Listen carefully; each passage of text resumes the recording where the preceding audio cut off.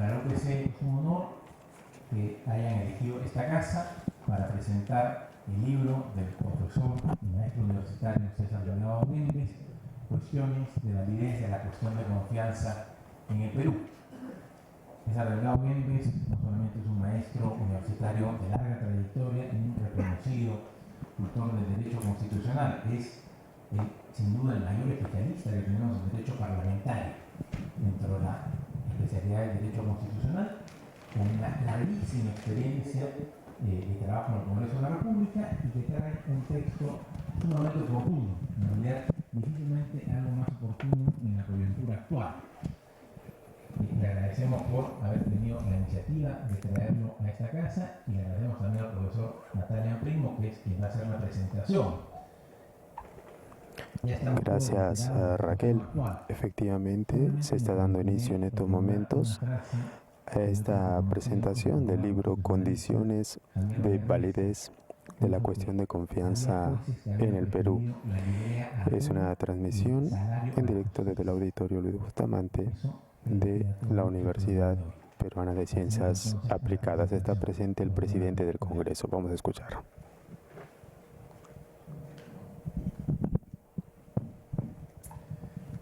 Señor decano, señor Pedro Lachea, presidente del Congreso, señor Delgado Méndez, autor del libro Condiciones de validez de la cuestión de confianza en el Perú. Amigos todos, quisiera en primer lugar agradecer a Pedro y a César por el honor que me hacen al permitirme presentar este libro que aborda tan importante materia constitucional y que además es de tanta actualidad. Adicionalmente, mi agradecimiento responde a dos íntimas situaciones de mi vida. La primera, el libro es publicado por el Congreso de la República, institución que integré por 5 años, en la que tuve el alto honor de ser 2 veces su vicepresidente, además de haber presidido la Comisión de Constitución y Reglamento. Y la segunda, es que el autor es César Delgado Méndez, a quien desde hace 34 años tengo el placer de conocer, pues fue mi profesor en la Facultad de Derecho de la Universidad de Lima e incluso luego de terminar mis estudios de pregrado fue mi asesor de tesis. Posteriormente coincidí con él en el Congreso de la República, en el que sin duda para mí era el más destacado funcionario.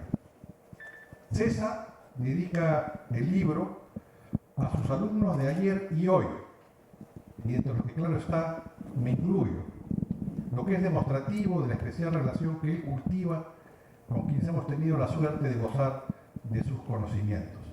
Además, si la memoria no me falla, soy de la clase con la que él empezó su ahora ya larga experiencia docente.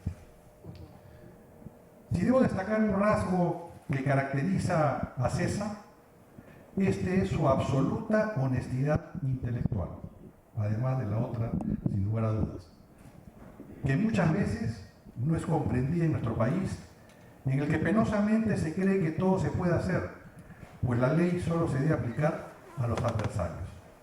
Es conocida la frase, para mis amigos todo, para mis enemigos la ley, o que el gobierno debe ser del poderoso sin ley, o con la ley que se acata, pero no se cumple.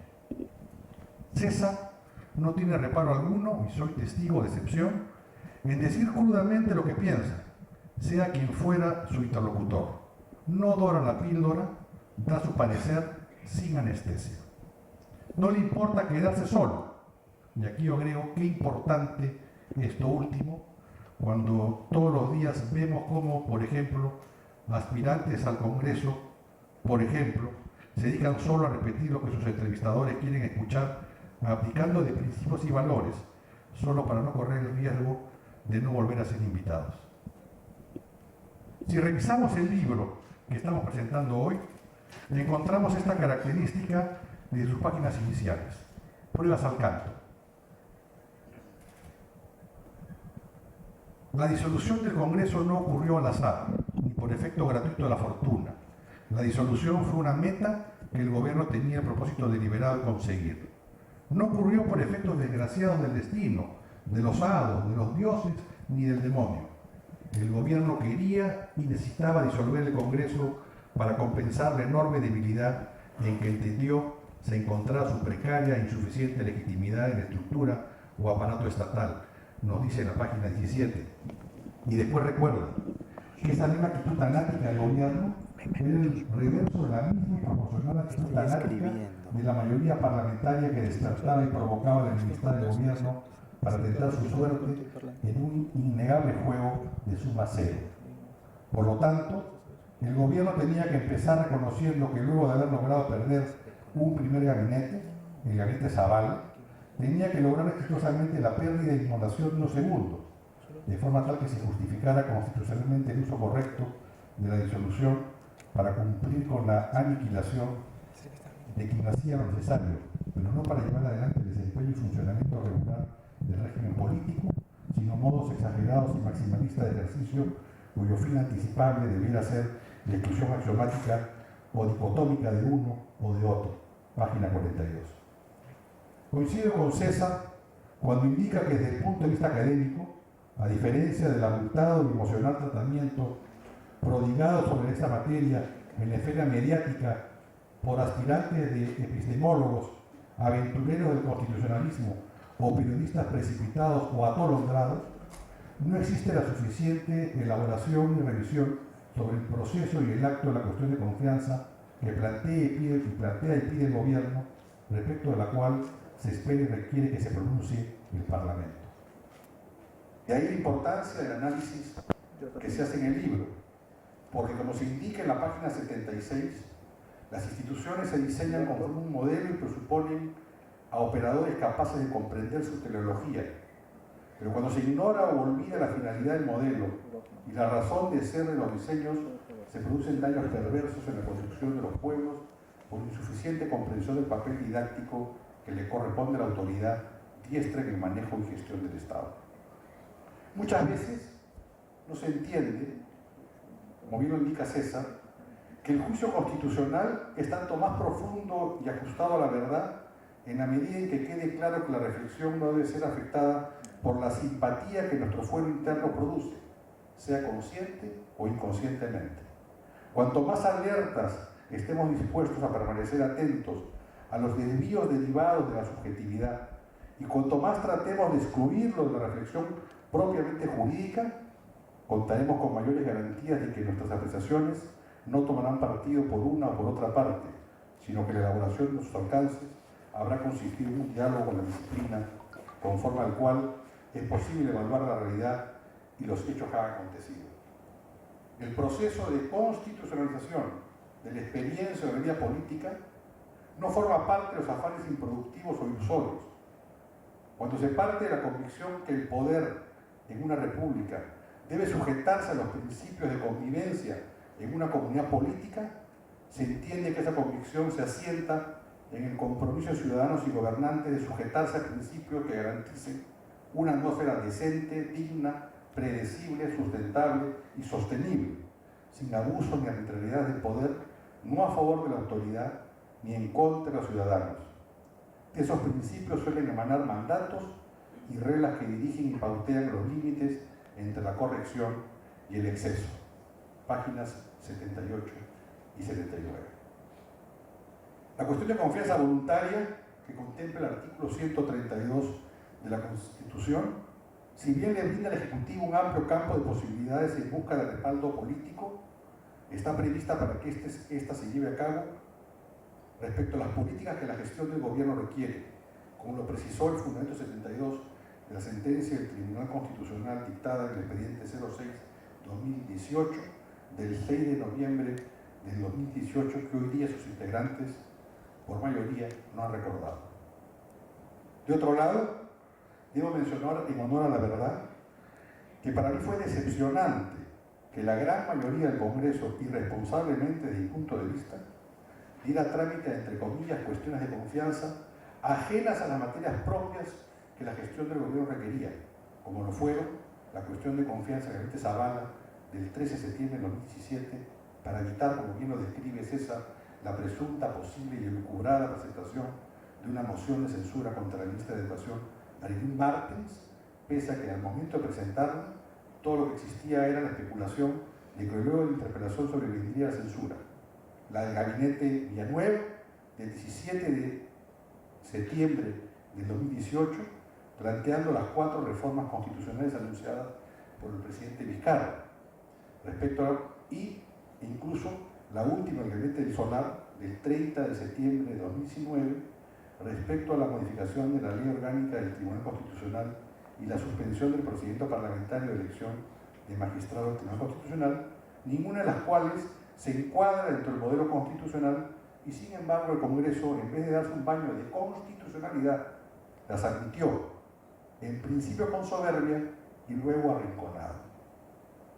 Así, respecto a la primera, esto es la de Zavala, basada en una corazonada, conjetura o presunción, como dice César, el Congreso dio trámite a la moción de censura.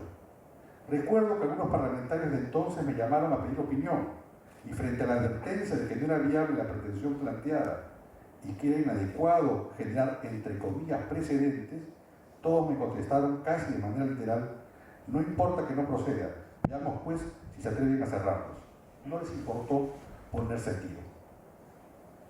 Lo mismo ocurrió con el gabinete Villanueva, que incluso siendo reformas constitucionales en las que el Poder Ejecutivo solo tiene iniciativa legislativa y ni siquiera tiene facultad de observación de aquello que apruebe el Congreso, también le dieron trámite y, entre comillas, concedieron la moción de confianza. Ahí tampoco se dieron el baño de constitucionalidad que antes les mencioné. Y en vez de dar la batalla política en base a principios constitucionales, no les importó generar la apariencia de competencia constitucional para este tipo de pedidos, dando paso, como bien indica César, a un ambiente de incertidumbre conceptual y grado suficiente como para que la impresión y ambigüedad facilitara el desarrollo de una estrategia de arrinconamiento institucional del Congreso. Sobre esto último, la Comisión de Venecia, en su opinión sobre el tratamiento de la cuestión de confianza en el Perú de octubre de 2019, concluyó que la facultad del presidente de vincular una cuestión de confianza a reformas constitucionales puede generar el riesgo de que sea utilizada para alterar el principio de separación de poderes y la exigencia de pesos y contrapesos entre el Poder Ejecutivo y el Congreso. Conclusión 41. En base a estos, entre comillas, precedentes, aunque como bien lo diría el recordado Roberto Ramírez del Villar, en cuya gestión César tuvo una altísima responsabilidad, el antecedente contra norma no es precedente, es corruptela. Vino el pedido del gabinete del Solar pretendiendo paralizar el mismo día de la votación un proceso parlamentario iniciado con bastante anterioridad y de acuerdo a las normas vigentes aprobadas hace muchos años atrás, dicho sea de paso, aplicando las mismas reglas que se habían utilizado para elegir a los actuales magistrados del Tribunal Constitucional. Ahí, una vez más, el Congreso no hizo respetar sus fueros y competencias, dando pie a la tramitación de una indebida cuestión de confianza que finalmente incluso aprobó minutos previos al mensaje televisivo del presidente Vizcarra, en el que anunció su decisión de disolver el Congreso de la República. Para mayor demostración de su debilidad, los grupos parlamentarios que habían comprometido su votación para la elección de los magistrados llamados a reemplazar a los que tenían mandato vencido, solo lo honraron eligiendo a uno de ellos, llegando al exceso de maltratar al doctor Manuel Sánchez Palacios Payo, quien fuera presidente del Congreso de la República, presidente de la Corte Suprema de la República y del Jurado Nacional de Elecciones, a quien pese a haberse invitado para postular, simplemente se le dio la espalda, no alcanzando la votación necesaria de 87 votos. Obtuvo 73 votos a favor, 6 en contra y 13 abstenciones. La disolución del Congreso, hecha pública por Mensaje de la Nación televisado del 30 de septiembre pasado, es el corolario de una suma de actuaciones que no han guardado el mínimo respeto a los valores democráticos y a los preceptos constitucionales. La disolución, al momento de ser informada, no contaba además con referendo ministerial. Por tanto, ese acto presidencial, aún en el supuesto negado que efectivamente se hubiese denegado la confianza, sería nulo, por expresa disposición del artículo 120 de la Constitución, que prescribe que son nulos los actos del presidente que carecen de referendo ministerial. No es verdad que la disolución del Congreso haya respondido a una denegatoria de la cuestión de confianza y que sobre la base de elección de magistrado del Tribunal Constitucional se podría inferir que se había denegado en los hechos la cuestión de confianza. Ello no solo por un tema sustantivo, relativo a la materia respecto de la cual se puede plantear la cuestión de confianza. Y hemos dicho que la elección de magistrado del tribunal no es un acto que afecte a las políticas de la gestión de gobierno requiere, sino porque no hay pedido de confianza que paralice al Congreso. La tramitación de una cuestión de confianza tiene su desarrollo normativo en una norma con rango de ley. No es admisible sostener que de no aprobarse inmediatamente los proyectos presentados al plantear la cuestión de confianza, en el supuesto, claro está, que fueran referidos a las políticas de gestión de gobierno, ello da pie a interpretar que se ha producido una denegatoria, pues sería contrario a lo que dispone taxativamente el artículo 105 de la Constitución, que preceptúa que ningún proyecto de ley puede sancionarse sin haber sido previamente aprobado por la respectiva comisión dictaminadora, salvo excepción señalada en el reglamento del Congreso. Además está a decir que no hay excepción que contemple la obligatoria exoneración a los proyectos presentados por el Poder Ejecutivo, incluso respecto de aquellos sobre los que pueda válidamente formularse cuestión de confianza. Ya concluyendo, diré en cuanto a la llamada denegatoria fáctica, verdadero aporte vernacular del actual gobierno a la ciencia del derecho constitucional, que ésta no existe.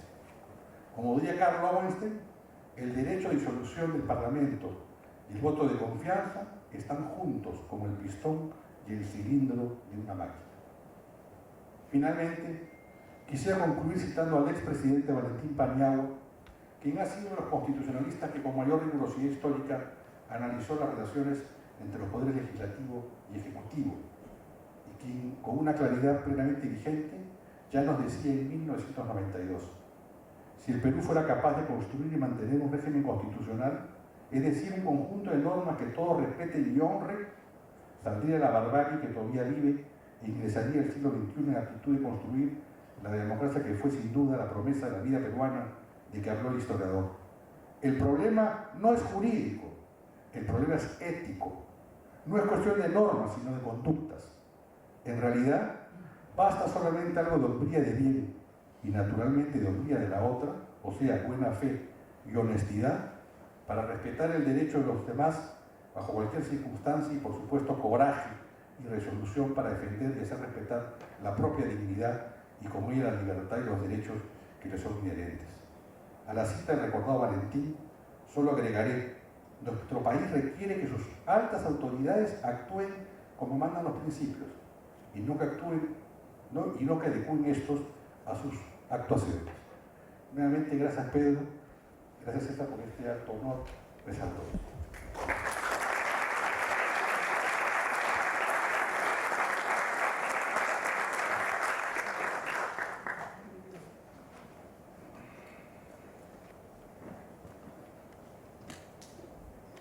Me queda un poco ajustado.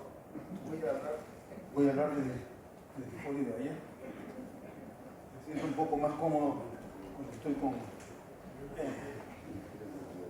el pecho al aire. Como todos ustedes saben, hoy día el Tribunal Constitucional ha decidido, por 4 votos contra 3, declarar inconstitucional la presentación de la demanda competencial que presentó el presidente del Congreso.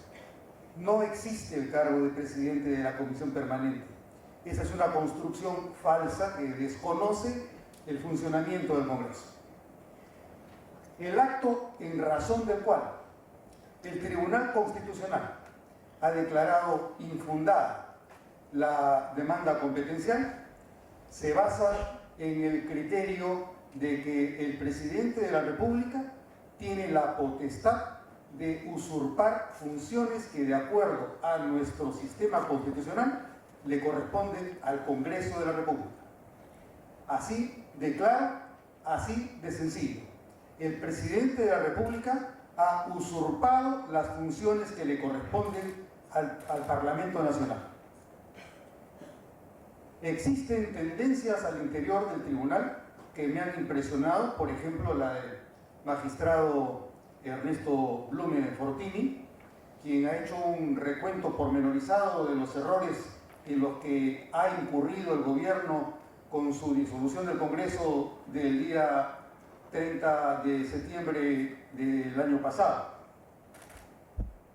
Los riesgos en los que nos ha puesto el Tribunal Constitucional revelan que hay casos en los que el Tribunal se convierte en una limitación al legislador democrático, es decir, una limitación a la República. Lo que ha hecho el Tribunal Constitucional, para decirlo nuevamente con claridad, ha sido debilitar el sistema republicano de gobierno, según el cual los poderes no pueden ser omnímodos, los poderes tienen límites. Y lo que ha hecho el Tribunal con los 4 votos a favor de la declaración infundada de la demanda competencial ha sido reconocerle más poderes al presidente de la República que los que en el sentido constitucional le corresponden.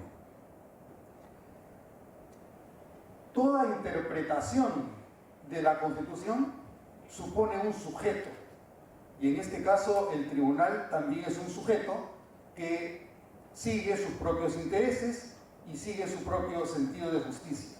Cuando los intereses y cuando el sentido de justicia no se declaran de manera expresa, se hace creer que nos encontramos ante una pretensión de una verdad absoluta. Eso no cabe.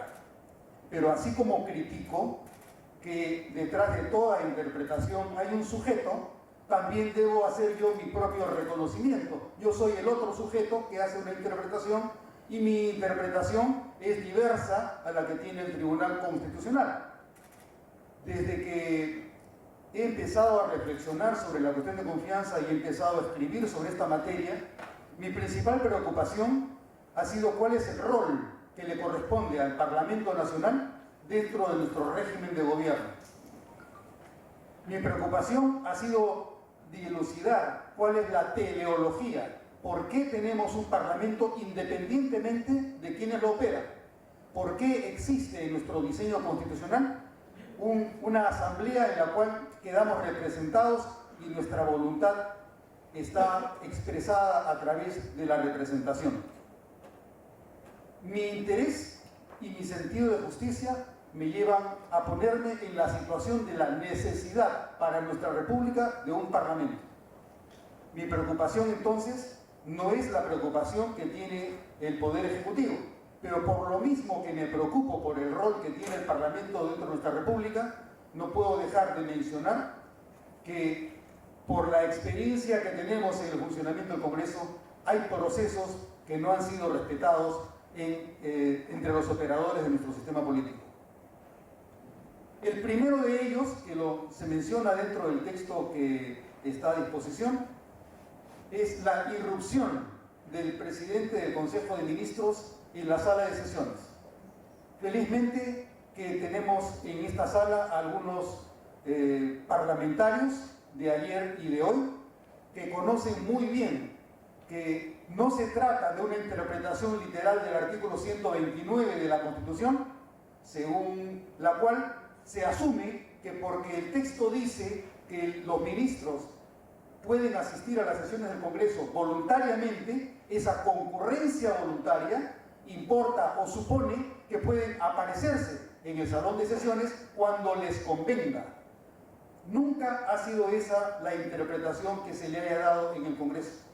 Desde el año 1980, cuando existía una cláusula similar en la Constitución del año 1979, la interpretación ha sido la misma hasta que llega el señor Salvador del Solar. Y recuerdo clarísimamente que el año 1982, cuando el señor Kuczynski era ministro de Energía y Minas y tocaba mejor la flauta que lo que puede tocarla ahora, el señor Kuczynski pidió ser recibido en el salón de la Cámara de Diputados para exponer un punto relativo a su sector ministerial. El procedimiento regular desde el año 1982 ha sido: yo quiero ir al Congreso, yo solicito al Congreso que me reciba, es mi derecho ir voluntariamente. Cuando se habla de la concurrencia voluntaria, se opone la concurrencia voluntaria a aquellas otras dos formas de concurrencia. La primera es la interpelación, cuando es llamado para llamarle la atención al ministro. La segunda es la invitación, es decir, en ambos casos es el Congreso el que quiere que vaya el ministro, sea para interpelarlo o para informarse mejor. La diferencia entre la interpelación y la invitación como derecho del Congreso y, por otro lado, la concurrencia voluntaria del Poder Ejecutivo a su discreción supone que cuando quieres concurrir voluntariamente le dices al titular del recinto que te reciba, pero no que te puede desaparecer cuando te parezca e ingresar cuando te conviene. Cuando se habla de que no se permitió el ingreso del señor Salvador del Solar, el personal del Congreso estaba cumpliendo con su función. No se puede permitir el ingreso al hemiciclo de quien no está autorizado para ingresar, y ese permiso lo otorga el presidente del Congreso o quien en ese momento ocupe el sillón presidencial. Es obligación del personal del Congreso no permitir el ingreso de quien no está autorizado para ir a la sesión. Cuando el señor del Solar pretendió ingresar con el aval de algunos congresistas, se estaba infringiendo el recinto parlamentario. Eso es lo que no se dice, y eso es lo que ha quedado velado dentro de la ponencia del señor Ramos Núñez, que ha expresado quizá con mayor elocuencia el señor Eloy Espinosa Saldaña Barrera. No se puede desconocer que la concurrencia voluntaria de los ministros no puede ser utilizada a su libre albedrío, pero a partir de la sentencia que probablemente se dicte con ocasión de este caso, el riesgo en el que nos encontramos es que en lo sucesivo cualquier ministro que se le ocurra ingresar al salón de sesiones podrá hacerlo. Y eso, la verdad, no tiene ningún correlato dentro de nuestra historia parlamentaria. Eso es lo que están diciendo los magistrados que están a favor de que la interpretación del artículo 129 supone que los ministros pueden ingresar con las mismas prerrogativas que cualquier congresista. Cualquier congresista tampoco puede modificar la agenda del pleno de la sesión, y ese es el otro error en que incurre la sentencia del Tribunal Constitucional, porque ha asumido que una vez que ingresa el ministro en el salón de sesiones, el ministro tiene la potestad de solicitar que se cambie la agenda. Si es cierto que los congresistas no lo pueden hacer, tampoco lo puede hacer el ministro. Si los congresistas no tienen la prerrogativa de alterar la agenda, sino que para alterarla se requiere un acuerdo de Junta de Portavoces, o de lo contrario, se requiere el acuerdo del Pleno, no puede el primer ministro, el presidente del Consejo de Ministros, utilizar su posición dentro del gobierno para pedir que se cambie la agenda. Ese es otro error. Y si quedan las cosas como las propone el Tribunal Constitucional con la sentencia que está por salir, la consecuencia será que cualquier ministro en lo sucesivo podrá concurrir a un salón de sesiones del Congreso y pedir que se cambie la agenda, y aun cuando no lo puede hacer ningún congresista. En otras palabras, están reconociendo que el gobierno, que el Poder Ejecutivo tiene más poder en el propio Congreso que el poder que tienen los representantes de la voluntad popular. ¿Es esto parte de un régimen republicano o nos acercamos a un tipo de régimen que es más próximo a la tiranía, donde nos acercamos también al principio contrario de la separación de poderes y de la división de poder? La República se opone a un concepto de concentración de poder, y lo que está permitiendo la sentencia que está por salir en el Tribunal Constitucional es que haya mayor cantidad de concentración de poder por el Poder Ejecutivo y por el Gobierno. Ese es el otro riesgo en el que nos deja la sentencia que está por salir del Tribunal Constitucional. Otro tema que efectivamente se ha producido es el de la denegación fáctica. La denegación fáctica se utiliza como un criterio que sale del derecho civil, es decir, tú puedes presumir que algún hecho o algún acto tácitamente tiene un significado. Sin embargo, esta presunción de significado solamente ocurre cuando la ley lo manda o cuando no lo rechazan las partes que están involucradas. Pero este es un caso concreto en el que primero nos encontramos ante un proceso específicamente diseñado para consultar la voluntad del Pleno. Cuando tenemos un proceso explícito para determinar si se aprueba o no se aprueba la confianza, y cuando dentro de este proceso el Pleno toma una decisión y esa decisión contradice la supuesta afirmación de una denegación fáctica como quiere el Poder Ejecutivo, nos encontramos con que existe un rechazo de la presunción que establece el Poder Ejecutivo y por lo tanto, si una de las partes no concurre en una declaración de voluntad, ese acto es inválido. No hay concordancia entre la voluntad del gobierno y del Parlamento. Si no hay concordancia, obviamente el titular que es de la cuestión de confianza, que es el Parlamento, el titular ha sido violado en su derecho. El titular de la confianza no es el Poder Ejecutivo. El Poder Ejecutivo pide la confianza. Si el Congreso quiere dársela, se la da. Y se la da de acuerdo a sus procesos, no en violación de estos. No se puede asumir que la negación de una cuestión previa, como la que formula la señora Indira Wilca, equivale al rechazo de una cuestión de confianza. Para quienes quieran tomar nota desde el punto de vista del desarrollo de la lógica, la falacia y el recurso sofístico al que recurre el Poder Ejecutivo se conoce como el post hoc ergo propter hoc, que quiere decir que como ocurre después de algo, lo que ocurrió después es causado por su antecedente. Lo que dice el Poder Ejecutivo es: como la cuestión previa de la señora Wilca ocurre antes del rechazo de la confianza, entonces el rechazo de la cuestión previa es causa del rechazo de la confianza. Esa es la falacia. La falacia de que la cuestión previa causa el rechazo de la cuestión de confianza. Esa es una falacia. La cuestión previa no causa absolutamente nada. Lo que el presidente del Congreso pone al voto es solamente si el Pleno tiene la voluntad y la decisión de interrumpir el proceso tal como lo formula la señora Wilca. Eso es todo lo que se votó. Nunca se votó de manera explícita si el Congreso quería o no quería darle la confianza al gabinete del Solar. Entonces, si los procesos parlamentarios se rigen por reglas que deben ser respetadas en razón de la formalidad implícita para los procesos de formación de la voluntad de una corporación, y estos procesos no se han cumplido, no se puede imputar una voluntad de la que carece la corporación de acuerdo al procedimiento que se ha utilizado. Ese error es uno de los que ha generado el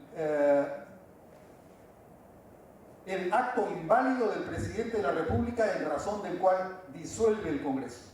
La disolución del Congreso se basa en una falacia y ese es un recurso sofístico en el que ha incurrido el presidente de la República. Adicionalmente, como lo ha adelantado también Natale, nos encontramos ante un supuesto en el que, por el solo hecho de que el presidente de la República haya visionado o visualizado o televisado el desarrollo de las sesiones del Pleno del Congreso a través de su televisor, la visualización le ha llevado a él a la convicción de que lo que él veía bastaba para imputarle una voluntad al Congreso. La pregunta es, ¿puede una visualización de una película a la mitad darme la impresión a mí de que estoy ante una conclusión determinada? Eso es lo que ha ocurrido con el proceso de disolución del Congreso. El presidente de la República se ha dejado llevar por esta lógica de informalidad. Es como si tuviéramos operarios de gamarra en el Palacio de Gobierno, porque estamos dejando que baste que yo vea en la televisión lo que se me ocurra e interprete lo que ha pasado en la televisión para que me forme una decisión respecto de lo que los actores del proceso están haciendo, sin que los actores del proceso me informen a mí qué cosa es lo que quieren. El presidente de la República anuncia por la televisión que el Congreso le ha negado la cuestión de confianza. Y lo hace mientras que el Congreso estaba debatiendo la cuestión de confianza. No solamente se queda en eso, sino que luego que el Congreso aprueba la cuestión de confianza y se expide el oficio correspondiente para ser comunicado a Palacio de Gobierno no quiso recibir el oficio con el que se le comunicaba que la cuestión de confianza había sido aprobada. Esto es una maquinación donde caemos en cuenta que todo estaba preparado para rechazar la voluntad explícita del Congreso de la República. Estos son algunos de los aspectos que están detrás de los problemas que han ocurrido con la disolución del Congreso. El Congreso ha sido disuelto fundamentalmente a partir de la atribución que se ha tomado el presidente de la República para decidir por cuenta del Congreso lo que el Congreso no quiso decidir. Los invito entonces a leer el libro, a ver si es que encuentran el material adicional. No quiero aburrirlos con una exposición más alargada, quisiera simplemente añadir que así como ha mencionado Natale, que esta es una obra que he querido dedicar a quienes fueron mis alumnos a partir del año 1987, que fue la primera promoción en la que fui yo profesor, en ese caso en la Universidad de Lima. Luego también he querido dedicarle el libro a mis compañeros del servicio parlamentario, quienes conocen que estamos sesgados, porque nuestra misión no es servir a partido político alguno, y es precisamente una de las cuestiones que a quienes tratamos de hacer lo que estoy haciendo nos causa no poco malestar ni daño. Cuando he escrito estas cuestiones en redes sociales, así como ha habido alguno que me ha dicho que soy un sonso de mierda, otros me han dicho que estoy escribiendo el libro porque quiero ganarme un sueldo. Entre los que lo han hecho ha estado algún compañero de nuestra promoción, veo que está algún compañero de promoción del año 1979 de la Universidad Católica, donde Pancho Tudela también ha sido parte de la misma promoción, por lo menos en algunos cursos. Algún colega de la promoción del año 1979 me dijo que yo estaba escribiendo el libro porque quería que me mejoraran el sueldo. Luego de haberle explicado que yo había dejado de ser trabajador del Congreso y miembro del servicio parlamentario el día 31 de diciembre del año 2019, ya no tuvo qué decir, pero la ofensa estaba hecha. Estos son los riesgos de creer que efectivamente tenemos nosotros intereses. El interés de quien sirve al Estado y no a un partido político es velar porque las instituciones y los procesos estatales se respeten y denunciarlos cuando estos no se cumplen y no se respetan, cueste lo que cueste, así a uno lo llamen sonso de mierda. Pero también, como decía, he hecho esta dedicatoria a mis amigos del servicio parlamentario, a los compañeros de la promoción 1979 y a mis antiguos alumnos. Con eso creo que dejo dicho todo. Agradezco, por supuesto, la buena voluntad que ha tenido el presidente del Congreso, la mesa directiva, por honrarme con la impresión de este libro. Como ustedes comprenderán, sacan sus deducciones. El 30 de septiembre ocurrió la disolución del Congreso. Hay un par de coautores en mi libro, uno de ellos es el almirante Guillermo Hasselbach, quien me dijo: ponte a escribir sobre esto y no dejes que te castren.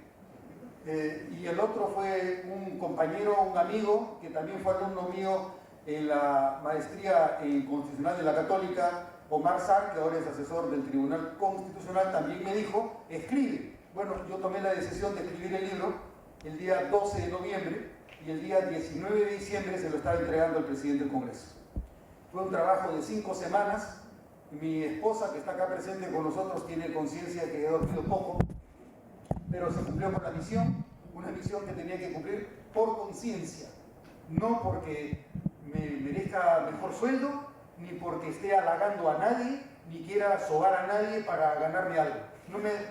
No necesito un carajo. Se me fue, a veces se me pasa. Muchas gracias.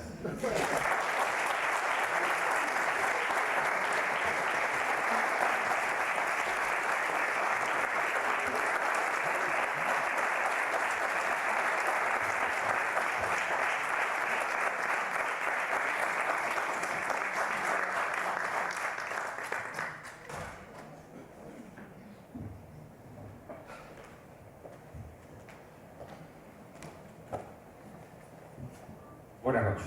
Estimado Lucho, muchísimas gracias por acogernos hoy día en esta casa ante eventos tan importantes para la vida nacional. Natalia, muchísimas gracias por compartir con nosotros tu experiencia, tu capacidad y sobre todo comentar a alguien que yo entré al Congreso, a mi estimado amigo, el doctor César Delgado Elves, un hombre que siempre se preocupó porque la gente estuviera enterada de lo que estaba haciendo. Cuando uno entra al Congreso y no es abogado, como es mi caso, muchas veces se encuentra con personas que le dicen las cosas como son y no como uno quiere escucharlas.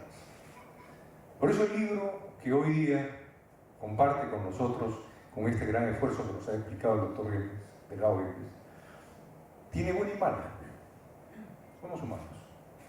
Yo creo que mucho de lo que ha sucedido en el Congreso podría ser inexperiencia, podría ser en un momento encono político, pero no llegar a la situación que hemos llegado, donde hay una tercera voluntad que tiene interés de actuar. Yo creo que el libro nos explica descarnadamente errores, aciertos, situaciones que van a abarcar la vida nacional. Y yo creo que eso es importante, porque los eventos todos explicados de una manera monótona y unisonante suelen no ser verdad. Todo tiene errores, todo tiene aciertos. Pero yo creo que un error no avala otro error. Y se explica claramente qué cosa fue lo que sucedió. Quienes vivimos en ese momento, todos estos elementos que también explicaba el doctor César Delgado Elves. Yo no quiero repetir lo que ya se ha hablado acá y poner dos puntos simples. ¿Qué nos viene? ¿Y qué va a significar para el común de las personas lo que se nos viene? Hoy día, como bien hemos podido deducir en estas dos presentaciones muy claras, es que estamos entrando al reino de la unilateralidad. Hoy día vamos a ver que el Ejecutivo ha decidido qué se tiene que hacer. Lamentablemente, en estos días venimos escuchando lo que debe hacer el próximo Congreso. Va a ser muy interesante. Creo que quien habla, la mesa directiva, quienes me acompañan, la doctora Karina Beteta, la señora Luz Salgado, que hizo una presidencia que pudo manejar y ordenar las cosas en su momento. Vamos a salir y nos vamos. Ya básicamente nuestro esfuerzo se dio. Les agradezco por el apoyo que me dieron para plantear la demanda competencial, en la cual fui acusado de usurpador y de manera extraña el presidente de la República ordenó al procurador el día sábado que me abriera instrucción con la fiscalía. Creo que alguien leyó mejor el documento de lo que se lo habían explicado al señor presidente de la República y efectivamente pues me pusieron el mote de presidente de la Comisión Permanente del Congreso de la República.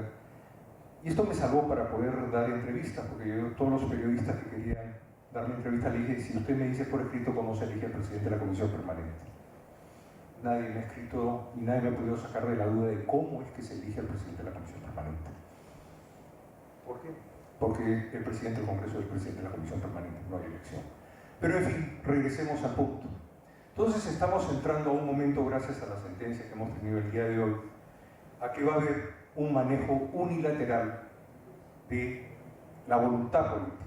Y esto es tremendamente peligroso, porque al mundo le tomó mucho tiempo poder deducir, como fue Montesquieu y la gran discusión en Estados Unidos hasta el tercer periodo que lo maneja Thomas Jefferson, que es el equilibrio de poderes.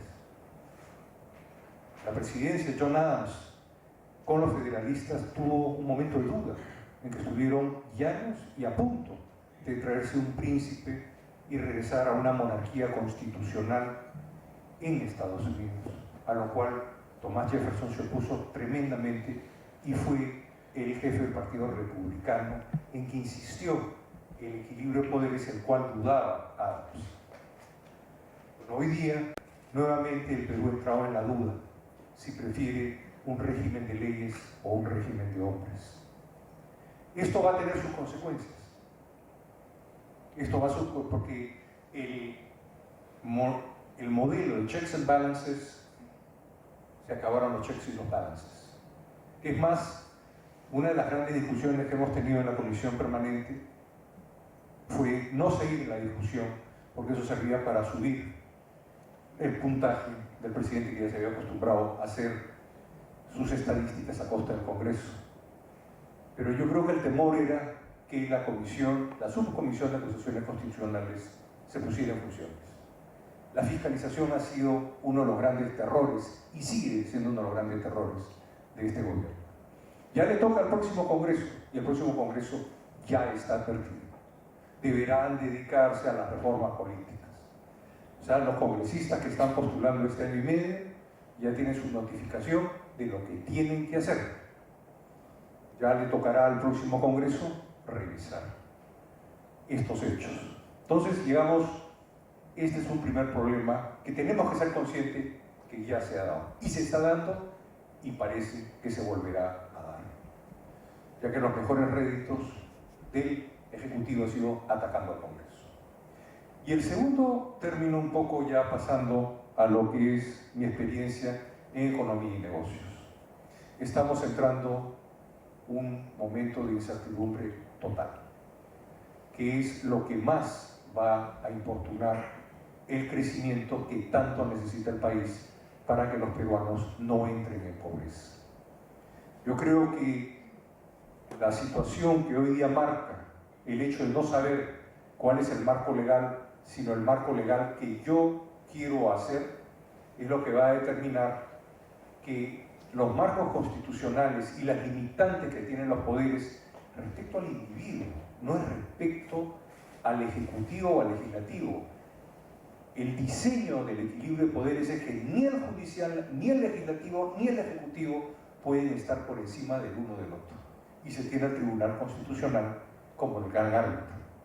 Lamentablemente yo creo que la propuesta de que el Senado eventualmente será un intento que reemplace al Tribunal Constitucional puede ser una realidad después de los resultados que podemos estar viendo. Entonces, en general, vamos a tener ese famoso adagio que le dijo Eva a Adán: no te preocupes, saliendo del paraíso entramos en un momento de cambios. Entonces vamos a entrar, y ya comenzamos una situación con esta sentencia de incertidumbre, la cual definitivamente en los agentes económicos y en general las personas que tienen que decidir respecto a su actuar entrarán en un compás de espera para saber qué marco legal es el que genera el entorno o el que genera las reglas bajo las cuales se van a hacer las inversiones, bajo las cuales se van a tomar los riesgos, bajo los cuales la gente va a tomar hipotecas, va a tomar garantías y va a proyectar el quehacer económico de la nación. Ya veníamos con un crecimiento magro del 2.2%, con esta situación, si no se corrige rápidamente y se vuelven a enviar señales claras de que existe un marco de legalidad, podemos augurar que el crecimiento seguirá bajando. No me queda más, pues, mi estimado decano de la facultad, amigos, presentes, y todos ustedes, entrar en un momento de reflexión. Esta elección va a ser fundamental, va a ser muy corta. Yo les puedo decir, después de casi 3 años y un poco más, recién comienzo a manejar muchos de los conceptos que hoy se han discutido en la mesa. Uno va aprendiendo conforme va avanzando, máxime si no ha estudiado Derecho. No sé en año y medio qué puede traernos o qué puede augurarnos este futuro. Tratemos pues de pensar y ver qué cosa es lo que sucede a nuestra patria, pero no auguro con el marco que se está generando que va a haber una posibilidad de un orden que pueda generar la confianza para regresar a tasas de crecimiento que el Perú debería tener. El Perú, de acuerdo a estudios hechos en distintas instituciones, y quien les habla ha sido ministro de Estado, no crecer a 5 o 6% es una vergüenza. Señores, les agradezco muchísimo el que hayan venido, el enorme esfuerzo que se ha hecho por poner este documento, en el cual descarnadamente están todos los hechos, buenos, malos, feos, bonitos, a favor, en contra, pero yo creo que es un comentario de una persona que toda su vida se ha manejado con una imparcialidad y una objetividad en lo que él ha sentido que era su misión. Su misión era ser la persona que podía ayudar a los congresistas, partido del que fuera, cuál era el marco legal al cual ellos se habían obligado al ingresar al Congreso de la República. Señores, muchas gracias. Buenas noches.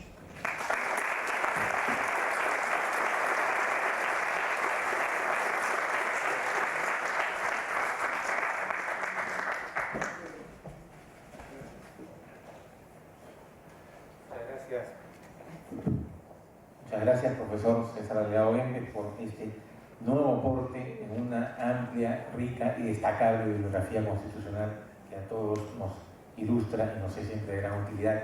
Muchas gracias, profesor Natalia Primo, por los comentarios a la obra del profesor Delgado, y al señor Pedro Lachea, presidente del Congreso de la República, por haber acudido a nosotros, a UPC, su casa, para presentar esta obra. La universidad siempre debe estar del lado correcto, que es el lado de la objetividad, y en este caso el lado del derecho. Aquí no hemos venido a contar cuentos, a dorar la píldora, las cosas se dicen como son, la historia definirá quiénes son los grandes responsables de lo acontecido. A todos ustedes, muchas gracias por su presencia.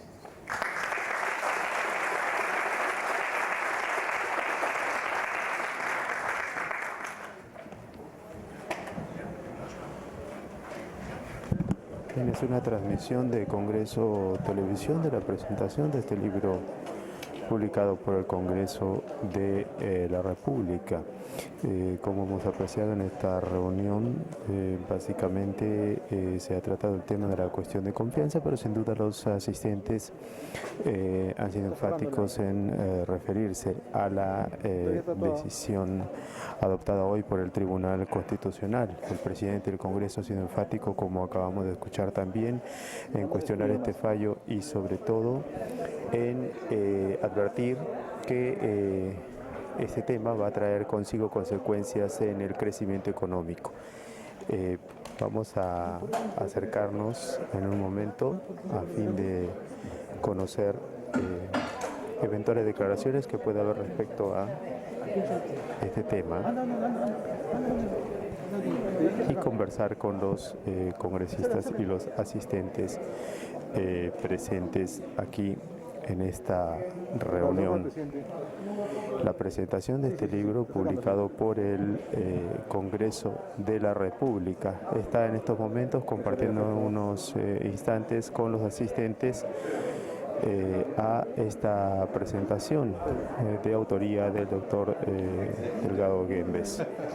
Vamos nosotros a acercarnos entonces en un instante para poder conversar con el presidente del Congreso de la República, el doctor Pedro Lechea, ya en unos momentos, que se encuentra precisamente. ¿Cómo está, presidente? Bienvenido a Congreso Televisión. Estamos aquí acabamos de escuchar precisamente esa intervención y sin duda quería reiterarle esta pregunta de cómo tomar o cómo deben los peruanos tomar esta decisión anunciada hoy en el Tribunal Constitucional. Bueno, definitivamente es una sentencia que definitivamente va a haber, como ya lo he declarado públicamente, es el Tribunal Constitucional la última instancia, hay que acatarlo. De ahí a comentarla como venimos comentándola, va a generar hoy día definitivamente que la balanza quede inclinada para un lado. Tocará al nuevo Congreso ver hasta qué nivel de independencia va a llegar. ¿Tiene tiempo el nuevo Congreso en este año y meses para poder equilibrar esa balanza con este precedente que se sienta luego de la decisión del TC? Bueno, esta sentencia lo que genera es una incertidumbre total, ya que va a criterios, de acuerdo a mi humilde entender y de lo que hemos podido escuchar, de que las interpretaciones son infinitas. La última ratio del cual se habla, la ratio es una proporción entre dos números naturales que puede llegar al infinito. Entonces, la incertidumbre es lo que hoy día va a estar en la mente de todas las personas que tienen que cumplir la ley. No saben bajo qué criterio una comunidad puede reivindicar derechos, puede no reivindicar derechos. Esto va al final del día, va a estar sujeto a una interpretación que puede hacer el tribunal y no necesariamente a lo que dice el texto mismo de la Constitución. Bueno, muy aparte del efecto político, advertía usted en su presentación un efecto también ya en el tema económico, una incertidumbre, abarca por cierto los mercados, ha habido un crecimiento económico bajo. ¿Qué se prevé en todo caso desde su punto de vista para meses posteriores o años posteriores a raíz de esta situación? A ver, casi el 60% o entre el 50 y 60% de la actividad económica lo manejan los medianos y pequeños negocios y la gente que hace sus asuntos. Acuérdense, 76% de los peruanos trabajan por su lado. Tomar una decisión sobre qué decisiones va a tomar en materia económica el gobierno van a quedar abiertas. Nosotros estamos viendo en los decretos de urgencia un cambio total de partidas, estamos viendo legislaciones que están siendo modificadas, todas nuevamente cuando ha habido delegación de facultades con el gabinete anterior. Entonces, nosotros ante esta capacidad de interpretar la ley y que el Tribunal Constitucional no se atenga, mi opinión personal nuevamente, de manera específica a los textos que se están viendo, estaría generando que las personas van a preferir esperar a que todo esté ya marcado. ¿La consecuencia sería? La consecuencia es que no creo que esto ayude mucho al crecimiento económico. Antes de concluir, a través de su cuenta de Twitter señalaba usted que bueno, se va a acatar la sentencia y también expresaba su, vamos a denominar la satisfacción de haber cumplido con su labor de defender precisamente la constitucional o la institución. ¿Hay alguna otra instancia a la que se puede acudir o definitivamente esto ya es un capítulo cerrado, el tema de la ley? Es un capítulo cerrado, no hay instancias adicionales. Nosotros hemos presentado lo que considerábamos que había sido la merma de facultades del Congreso, la merma de lo que le correspondía al Congreso en este equilibrio de poderes.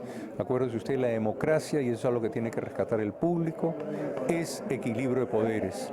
Y cuando se hizo la Asamblea Constituyente, uno de los problemas que siempre ha perseguido en la mente de los constituyentes es que ningún poder pudiera obliterar a otro. Siempre había una formulación, siempre habían algunas atribuciones que eran de uno y no eran del otro. Estas atribuciones, como bien han explicado hoy día en su exposición el doctor César Delgado Guembes, han sido totalmente vulneradas y apabulladas hacia uno de los poderes, la rama ejecutiva. Entonces la rama ejecutiva cederá y devolverá estas facultades al próximo Congreso, es algo que está por verse. Le tocará al próximo Congreso evaluar esto.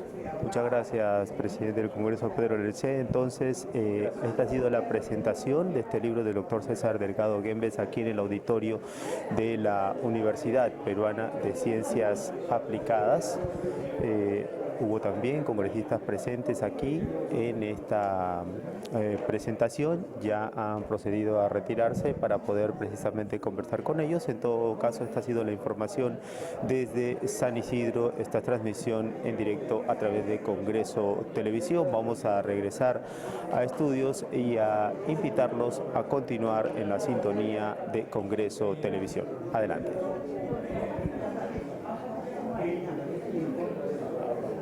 Avisa.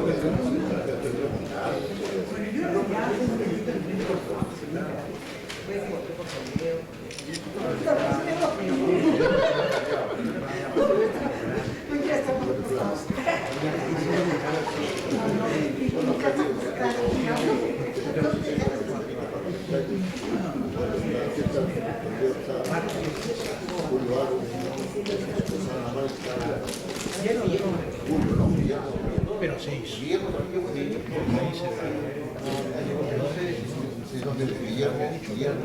Julio secretario técnico, Tomás Gutiérrez,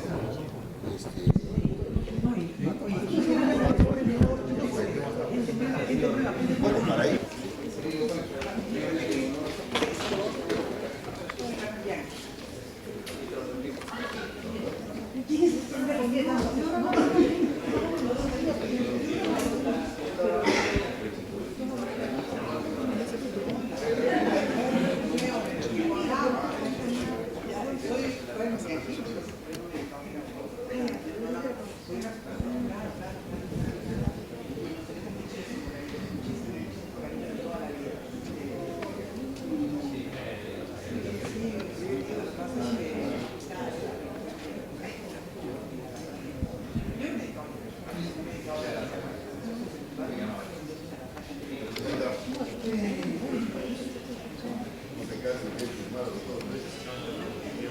Voy a poner la máquina más cerca para enviar.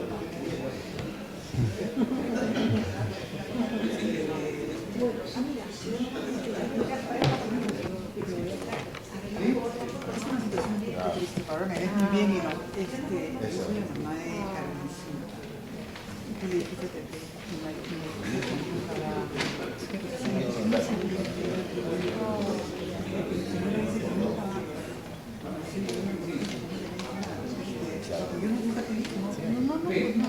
¿Cómo están?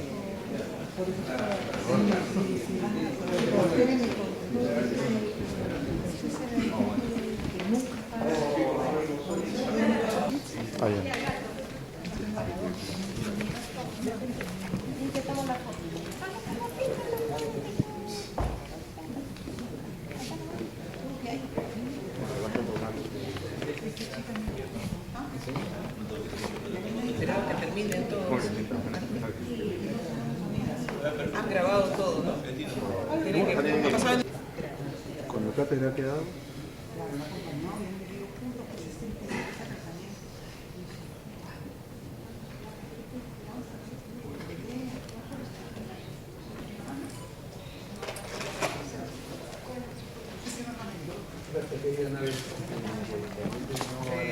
Señora,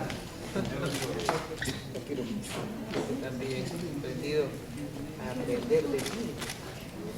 Sé de los ciudadanos, sin embargo, todas mis ideas y mis dices, de otra forma,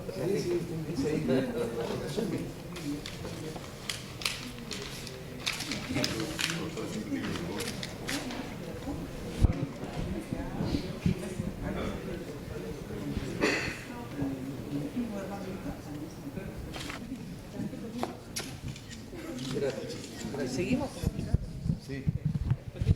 Doctor, ¿me permite unos minutitos, por favor, para el canal del Congreso? ¿Sí? ¿Sí? Sí. Bueno, la presentación... ¿No te van a editar? No, sale completo, no te preocupes. La presentación de este libro coincide con un día en el cual, sin duda, se ha marcado un hecho histórico en el Tribunal Constitucional con una decisión que desde ya, incluso aquí en este foro, le hemos escuchado una serie de cuestionamientos, ¿no? ¿Qué rescatar de este libro y sobre todo en un día como este, ¿no? ¿Qué se rescata del libro? En general, En el libro lo que se pretende hacer es hacer un recuento de los principales errores cometidos por el gobierno durante el proceso de disolución del Congreso. El primero de los cuales consiste en el desconocimiento que el gobierno no puede ingresar en la sala de sesiones, el gobierno no puede alterar la agenda del Congreso a menos que esta alteración se produzca por los órganos competentes, que son la Junta de Portavoces y el Pleno, y el presidente del Consejo de Ministros tampoco tiene competencia para interrumpir un proceso de votación. No lo puede hacer un parlamentario, menos lo puede hacer un miembro del gabinete. Eso en cuanto a la primera parte, en relación con el inicio del proceso de la cuestión de confianza. Luego, en cuanto a la cuestión de confianza propiamente dicha, no corresponde utilizar el concepto de denegación fáctica, porque la Constitución y el reglamento tienen claramente establecidos cuáles son las pautas para poder consultar la voluntad del Congreso. La voluntad del Congreso se expresa a través de la votación, una vez que el presidente del Congreso señala cuál es el punto en debate y cuál es el punto que se va a votar. Y una vez que se vota, el presidente del Congreso es el responsable de comunicar esa voluntad y transmitírsela al Poder Ejecutivo. Si el Poder Ejecutivo se rehúsa a recibir la comunicación, el Poder Ejecutivo está en falta porque desconoce la voluntad del titular de la confianza, que es el Congreso. Y por último, la otra cuestión que es grave en lo que ha ocurrido con la sentencia del Tribunal Constitucional es la interpretación que hace en relación con la ausencia de gabinete en el momento en el que el presidente de la República anuncia la disolución del Congreso a raíz de lo que había televisado el presidente de la República. Para que su acto sea válido, requería contar por lo menos con un gabinete y no solamente con un presidente de un Consejo de Ministros que carecía de gabinete. Ahora, estos errores que señala usted y que advierte en su libro, ¿han sido refrendados, por decirlo así, por el Tribunal Constitucional? ¿Cómo quedan estos magistrados que han denegado esta demanda competencial al Congreso? A mi juicio, el Tribunal Constitucional se ha puesto de espaldas a la Constitución, ha violado el régimen de gobierno, está facilitando que en lo sucesivo el gobierno pueda usurpar la voluntad del Congreso y por lo tanto se ha afectado severamente el régimen republicano de gobierno. Ahora, ¿hay alguna manera de frenar esto, de evitar, de resarcir ese error que en el cual está incurriendo el TC? ¿Cómo hacer para evitar que esto se convierta en una práctica normal, vamos a decirlo así, luego, ¿no? El titular y soberano del proceso representativo es el Congreso. No obstante la decisión del Tribunal Constitucional, al Congreso le corresponde corregir esos errores, pero todo va a depender de la comprensión y del conocimiento que tengan los próximos miembros del Congreso para reparar y no cometerlos. Muchas gracias, doctor. Gracias.